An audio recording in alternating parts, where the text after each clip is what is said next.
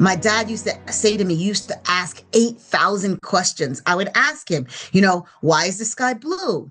I didn't know at 3, right? And I expected my dad to tell me. And one of the things he did was he said, I'm not going to answer you. He would just make me look it up. One fantastic thing that my parents could afford to do was give me access to scholastic magazines because it made me think about the world more globally. And of course, the National Geographic magazines, which made me look at the world differently because I realized that there were so many aspects of the world that I didn't see every day. This is Life's Tough. Explorers are tougher. And I'm your host, Richard Wiese. Scratch the surface of an explorer and you'll find an adventure and a great story. This show is about their tales. This podcast is a proud supporter of the Explorers Club and the EC50 initiative, 50 people changing the world that the world needs to know about. For more information, go to explorers.org. Welcome to Life is Tough, Explorers Are Tougher, in association with the Explorers Club. I'm your host, Richard Wiese. Today's guest is Serena McCalla, a fellow Long Islander, which means we both have strong opinions. She knows this is true. Grew up near the water and probably started our days with a good cup of coffee. Ooh, only Long Islanders know how to say that. Serena is not only a cellular and molecular scientist and a National Geographic Explorer, she's also been called the godmother of science research, mentoring thousands of students and building one of the most successful science research programs in the country. She was also featured in the film Science Fair, and if you have not seen this, please go see it. It is wonderful, where she helped guide young scientists through one of the most competitive academic arenas in the world, proving that science isn't just discovered, it is also taught. Welcome to the show, Serena. Thank you so much for having me, Richard. So we're calling you a godmother of science research and teaching, right? That's a good title, and I'm sure your publicist came up with that one. You might as well grab it. Listen, someone came up with it from the Science Fair crew. I believe it was one of the producers, and I love it. So for those of us who have not seen Science Fair, I did see it, and I saw it before I actually even knew who you were, and I thought it was really good. So take us through, what is Science Fair about? Science Fair follows kids from all over the world who are aiming to participate in one of the most prestigious competitions called the Regeneron International Science and Engineering Fair, or ISEF. So they looked at the perspective of the students that I work with from Long Island and Brazil and California and other places, South Dakota, where the struggles vary, but the goals remain the same. That these kids are very mindful of the potential and their life as it relates to becoming great scientists, and then what the benefits are of using their research to go to these competitions, potentially win, and how it may change the trajectory of where they go to school. And that's part of it, I think, for a lot of them. And honestly, they just love science. And then they want to share what they've learned or what they've come up with the world. You know, I had the honor of sitting at a science fair group of kids who won. And, I've been involved just peripherally to these science contests. And the one thing you notice is there seems to be a great deal of kids who are either new immigrants or first generation immigrants in these science fairs. Has that been your observation? Love that you brought that up because it's true. I think that people who are immigrants or come from other places understand struggle. If they left their homes to come to America, they've left them for a reason. They want to change the trajectory of their lives and they're motivated to do so.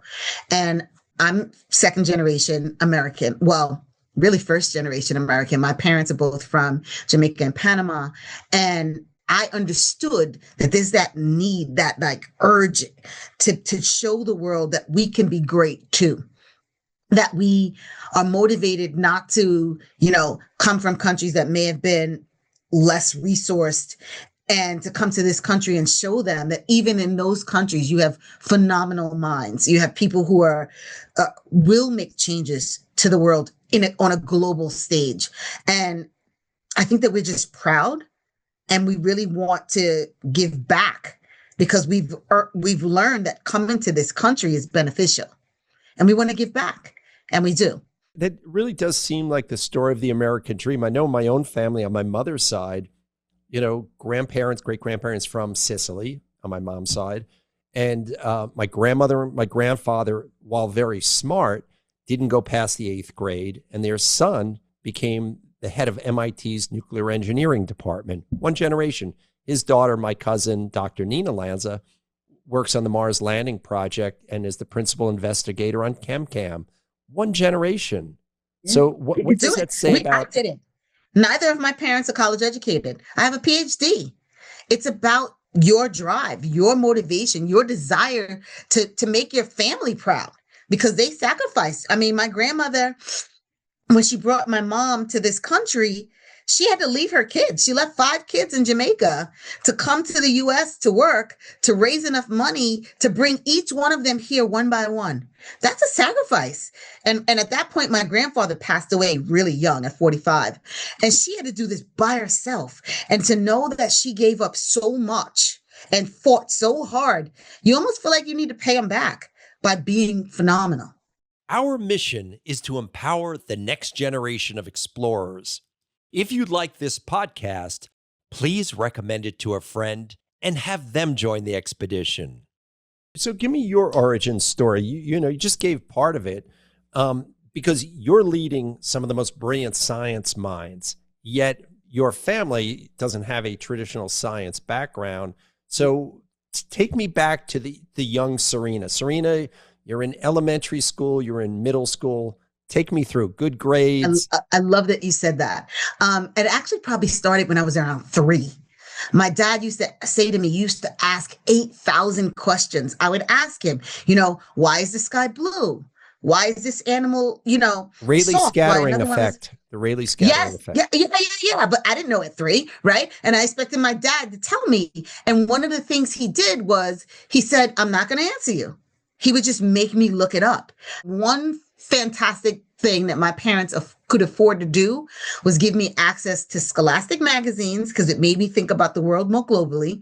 And of course, the National Geographic magazines, which made me look at the world differently because I realized that there were so many aspects of the world that I didn't see every day.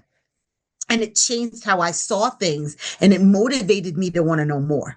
And I think that questioning and wanting to know more tied to the fact that my dad never answered me really made me say there was so many things I could learn and I wanted to know them all.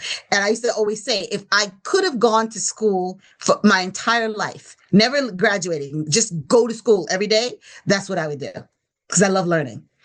There's other kids who come from a similar background who do not have that sort of motivation. I'm sure you've often, or maybe you've thought about it. Why different? When you got into high school, it's not always the cool thing to do to be the good student, especially a girl. They start worrying about how guys perceive them and all those kind of things. So how did you sort of navigate high school? I was a cheerleader. So I was very popular. I was a cheerleader. I was cute, I guess, and I dated the lead basketball player. Wow, so you had it all going on. Smart no one and knew cute. I was smart. No one knew. They thought she was the cute cheerleader who dated the head basketball player.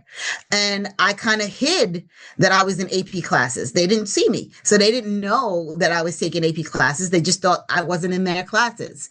And for most of my high school career, people didn't know I was smart. People didn't know that I was aiming to go to college to become a scientist or a medical doctor, which is what I thought I was going to be. They just thought, she's the cute cheerleader who dates the lead basketball player.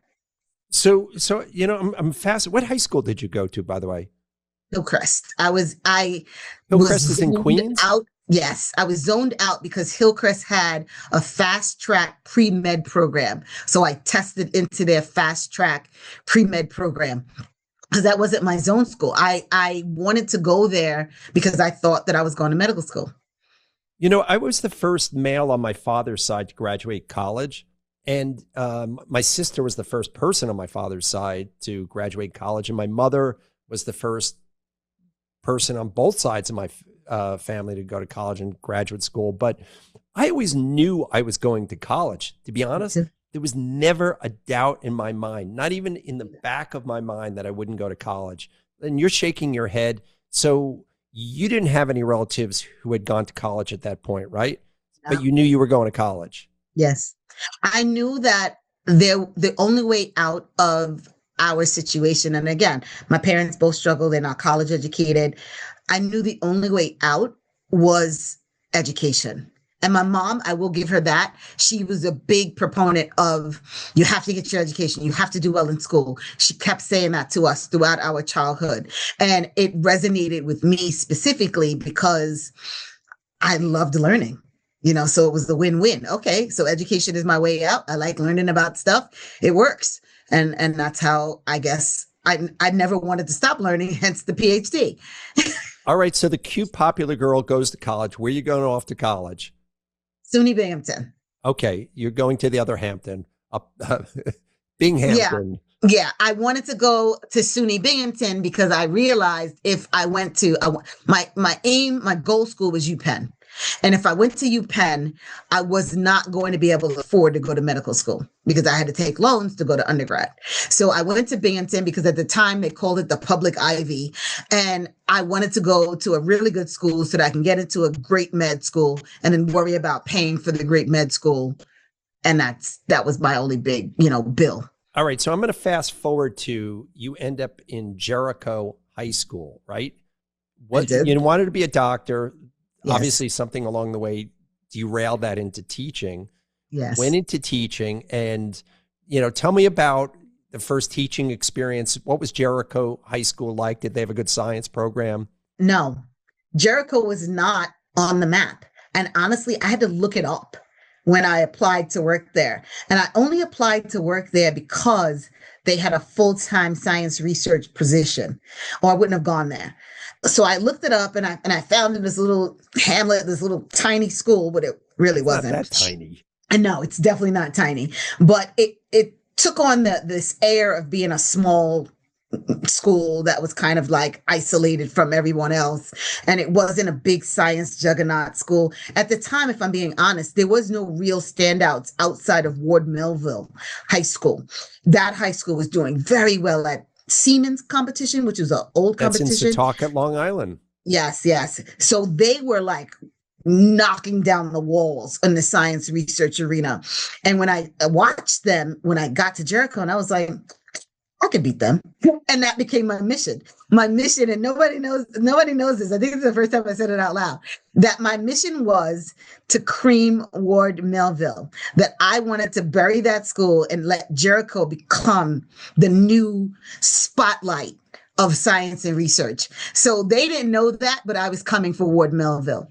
I was thinking about this a lot before the interview because I have 3 high schoolers. I have 2 16s and a 17. And so I'm in the thick of it. And so I know that in my kids' education, if a teacher is considered too tough or rigorous on students complain, the parents then complain, and then yes, the administration says something. So given, I've interviewed you before on stage, I've met you, you seem like you could be a tough cookie, right? Yeah. My principal called me MC Hammer when he first met me because he thought that I was so strict with the kids. And then I explained to him, you have 2 options. I can float their grades like several other people do, or you could produce winners here. You let me know what you want me to do, because if you want me to float their grades, I'll probably leave and go to Ward Melville and make them more successful. I said, you have 2 options. Either you want me to be great at this with your kids, or you want me to fake grade them. And I said, I can't do both. And they realized, leave her alone. So for 2 years, they kind of let me bury myself. Wait a week. Whoa. You can sit there and talk the big talk. You had to have proven something. There had to have been a little bit of success in there in order for them to buy into it. Because I'll give that to you. They're not sitting there listening to a young teacher. That's true. Saying, I'm going to do this. You have to have done something. So what was that initial success? You're very smart, Richard. You're absolutely correct.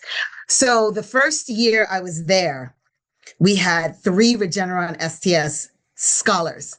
So they tried to attribute to that to the guy who was there before me. But what I did that they could not attribute to him was that I also had a national winner with 10th graders for the Explorers competition. And they knew that there was no way that it was from the other guy because he didn't ever speak to these children. The first year they had was with me.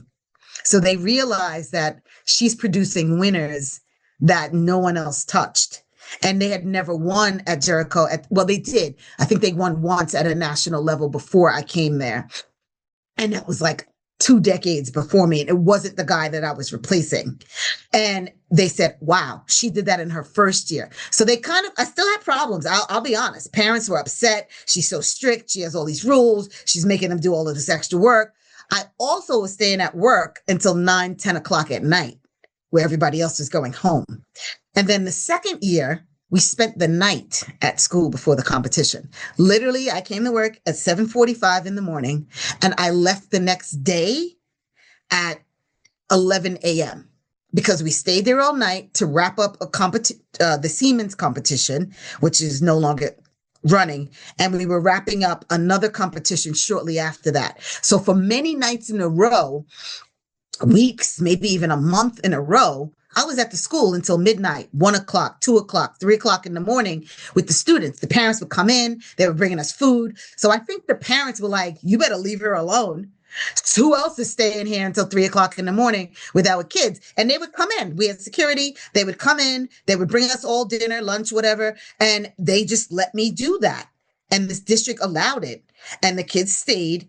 That next year, we had 8 scholars for Siemens. We had 10 scholars or something crazy for Regeneron STS. And then it was the first finalist, top 40 in the nation ever at Jericho. You know what the best cologne is? Success. True. So how did you get kids to buy into this? Because, again, I deal with teenagers all the time. And maybe this is, how many years ago is this now? That big win, that was 14 years ago. 14 years ago. Okay. I don't know if kids have turned into a little more snowflakes now, but it seems like the ones I meet, man, you push them too hard. Before I ask you to raise my children, which I will by the end of this, what is it that you think you did that got them motivated to do this? I told them my story. And again, I was young when I started there, right? So it was easier, I think, for them to see me as a peer. Like they even used to call me sis and mom and whatever. And I think that when I explained to them, I'm willing to sacrifice for you as much as you're willing to sacrifice for you. So if I'm willing to stay here at 3 o'clock in the morning, when at that time I was engaged and I had a, fiance and whatever, I'm willing to sacrifice my home life, my family to give to you. You have to be willing to sacrifice a little bit for yourself. And I think it shifted how they looked at their success. It told them, look, if somebody's willing to work as hard as she's working for me, why aren't I working that hard for myself? And I think that this generation, some of them, not all, because I still have phenomenal kids that work very hard for me. I think this generation has seen a lot of success from people on social media and life, and they don't look like they've put a lot of work into being successful. And I think that is the thing that they're missing. You know how many takes those social media people had before they said, okay, this is the one we're going to post? They don't know how many hundreds of takes that kid did before they posted whatever it was that they posted that they now are looked at as, this influencer or whatever. The kids need to know that success takes effort. Success comes with determination and passion. That's the other thing we didn't discuss yet. That I told my students they were not allowed to do research projects in a field of science they're not interested in. They had to sell me on why they were doing the research in the field that they were doing the research in. And if they didn't, I stopped working with them. And they were like, who is this lady? Who is this lady? Yes. Who's this lady, Serena? Serena, listen, I feel like there's a lot of isms for life here because the micro is science, but the macro is life. if you're now talking to the 10-year-old Serena, what are you saying to her now? I'm saying be happy through your life experiences, but also be very motivated to show the world what you're capable of. I think that there was a lot of things going on with 10-year-old Serena. 10-year-old Serena wanted to be successful financially because my family did struggle. And I'll be 100% honest about that. So the 10-year-old Serena wanted to be financially successful, but I also wanted something I didn't hate. I used to look at my mom and she would struggle going to work and she didn't enjoy what she was doing. She was doing it to make sure we ate and that we had food and clothes, but she didn't love it. And I realized I didn't want that life. I wanted to do something that I was proud of doing, that I was happy getting up in the morning to do. Trust me, I wouldn't have stayed in until 3 a.m. if I wasn't enjoying it too. I loved learning with these kids. I loved seeing them published in Nature. Nature? Like high schoolers shouldn't be published in Nature magazine. I love seeing them getting into the Ivy League schools and how proud they were to get in and how proud their parents were to get in. I loved being able to do things that people who thought when I first was hired at Jericho, I wouldn't be able to do, that I did. Because when I first got to Jericho, I was basically told I wasn't going to last. I stayed there 15 years until I quit. Not that I got fired, I quit. But you quit to start a company. Yeah, I started to start my company. So I know that you have this discussion with people all the time, indictments on the overall education system. What are American schools? Because if you really look at the best math schools in the world, they're coming out of Singapore. You're looking at most of your science winners are coming from other countries. So what is the U.S. education system missing? The U.S. education system is failing on so many levels, it's almost scary. We're still teaching kids the way we taught them 100 years ago. They're not the same kid as 100 years ago. Even you just said that about your own children. Like, they're not the same kids. So we can't continue to do the same thing and expect a different outcome. We have to shift with them. One of the things I did was that I let the kids lead the room. And the district knew that I no longer ran a traditional classroom where the teacher stands in front and writes notes on the board and then let the kids know. And then what they're doing today is now using all of these tools. Oh, let's use this AI program, give the kids all MacBooks and whatever Chromebooks. And no, that's not going to solve the problem if you're not engaging what the kids care about. I always started my classroom asking them about them. All right. So what do kids care about? Why do you like it? What do kids care about? Honestly, they're worried. They're really worried about what the future of this world looks like. They're worried about what jobs are going to be available, how much money they're going to make if they decide on a career that is going to be taken over by AI or not. They're worried about, will their children have a safe habitat to live in? They're worried about so many things, whether or not they're still going to be outcast because they're not doing something that everyone else thinks that they should do. They're worried about their parents and whether or not their parents are accepting of their choices. There's so many things they're worrying about. Serena, you and I recently spoke in Texas at EarthX, right? It was in celebration of Earth Day. And yes. I made the point that in 1970, the first Earth Day, I actually collected garbage at my elementary school, St. James Elementary School, because at that time people were just throwing trash out the windows of cars. There's big anti-smoking campaigns. Now, this is 1 year after we landed on the moon. And in 1970, I'd never met, heard, or saw or read about anybody who didn't think we went to the moon. So now we're in 2026. And, I told you I had an Uber driver on my way to the airport, and it was in his 20s, and he started talking about transgender mice, that were changing the sex of mice. And I said, it's transgenic, it's not transgender, but that's a whole other story. And then he went on to talk about the moon. And this is not an unusual conversation these days. So where are we careening off where science is a option or a theory or just a belief? The difference was, and back then in the 1970s, there was no secondary noise. I think that there's so much noise for kids, young people, because even sometimes I'm reading posts and even like we said at the beginning of our conversation, like there's so much nonsense on the internet that now you have no faith in anything. It's like we don't believe anything we see, we hear. Because I even say it, like people can make up something about you and it becomes truth overnight. It doesn't matter if you give them literally hard evidence that this is not true. They're still going to believe whatever the masses believe. And that's what's scary. This generation can't decipher between true and not true anymore because there's so many good fakes out there. So how do we break that down? We can't take the internet from them. All right, so the genie's out of the bottle. How do we fix it?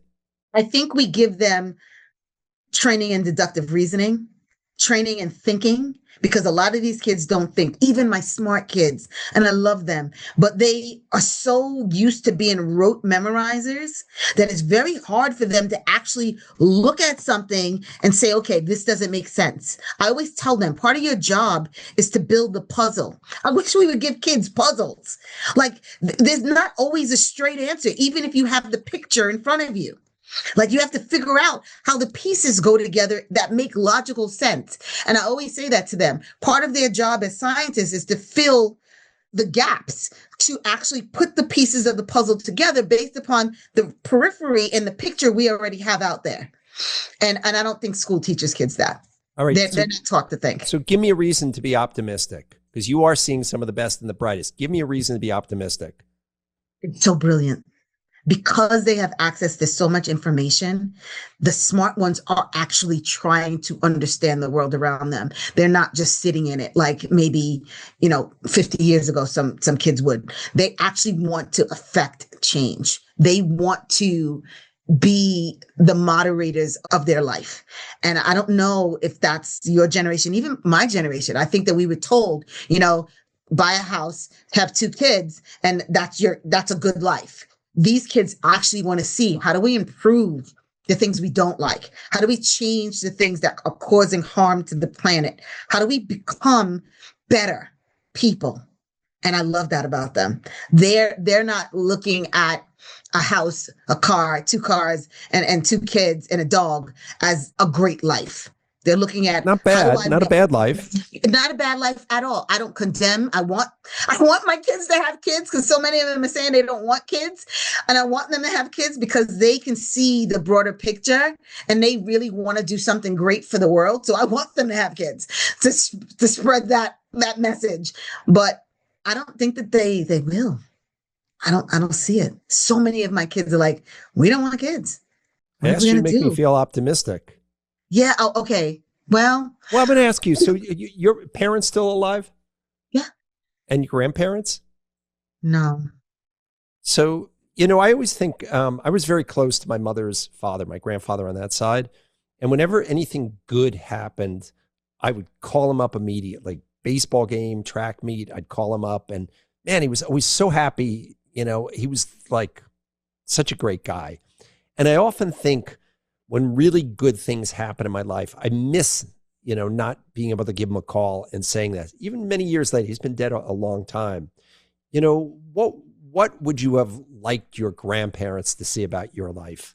That's funny that you said that because my grandmother, my father's mother, was like my best friend. I told her everything and we were like really just very close. And I would have loved for her to see my independence. That I have businesses, not one, but many, that I have the financial freedom that she wanted me to have, that I'm not working 4 jobs anymore, that I just have, my business and that feels like 4 jobs sometimes, but that I made it in her eyes, that I achieved the goals that I set forth to achieve and that I'm happy. Because she didn't see that. She saw me fighting. She saw me struggling. She saw me really wanting to show the world how good I was. And she just missed when Science Fair came out. And I wish she would have seen that, huh? I wish she would have seen it because she would have been so proud of me. I think that, we always think about that, but, there's a little part of your grandmother that you literally carry with you in your DNA. And I think that that whole idea of happiness is actually pretty good. You know, they say that happiness is only a chemical reaction in your brain. If you think you're happy, then you are happy, and you look happy. Happy. And finally, I have peace. And I think that that's the two things that I want for my students. And I think that those are the things that once they start solving some of the problems, they'll realize happiness and peace are paramount. Because what's the point of living a big life, having fancy cars and houses, and you're miserable? I agree. And, you know, even though we have to end this, I am going to get you to raise my kids at some point. Maybe I'll have to turn the clock back a little Jamaican foot to their butt. But hey, man, I so enjoyed speaking to you, not only because, you know, you're a fellow Long Islander, but man, I love the passion, and it comes through so strong, and everybody who meets you feels that strength. So congratulations on that. And thank you for being a guest. Thank you so much, Richard. Thank you for having me. I hope you enjoyed our podcast. Now we have a little favor to ask. We'd really appreciate your support. So make sure to leave us a 5-star review and hit that subscribe button so you'll never miss another episode. See you out on the trail.